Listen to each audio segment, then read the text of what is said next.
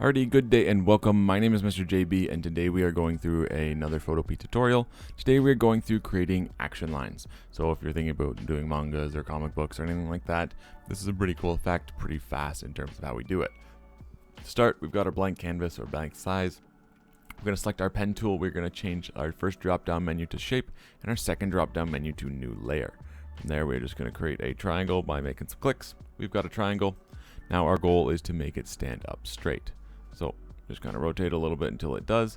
You want to grow your triangle so that way it covers roughly around half the size of what your image is.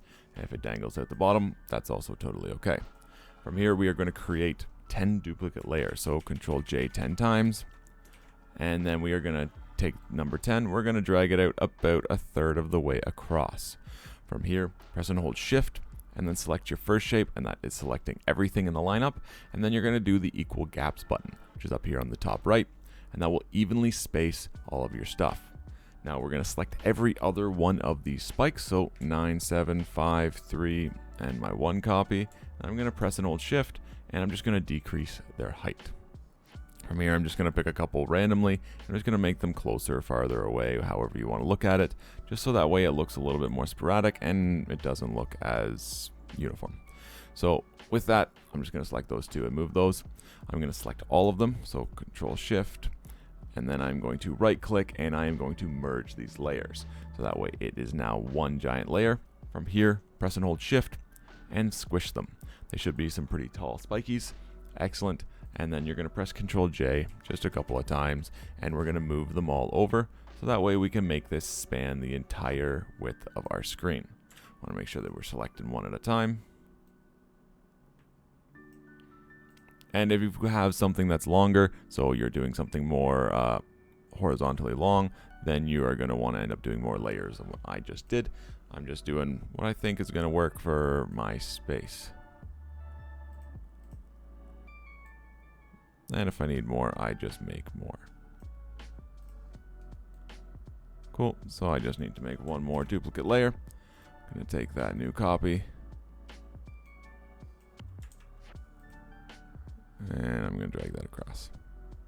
Cool. Now from here, I'm going to merge all of these layers again. So selecting the top one, press and hold Shift and then click on the bottom. Right click, and we are going to merge layers.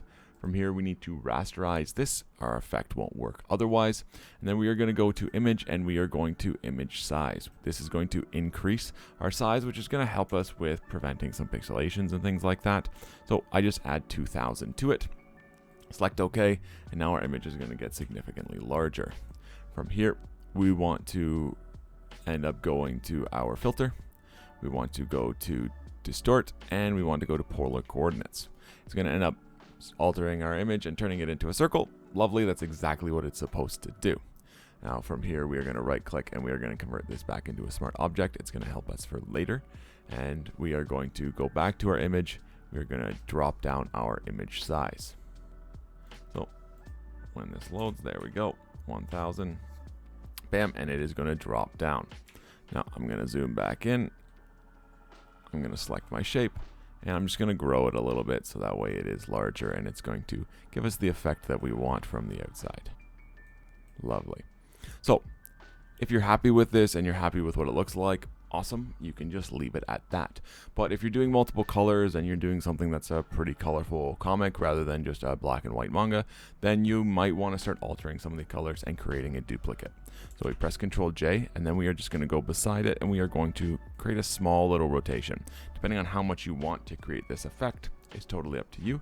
Normally you want to have your back color the darker one.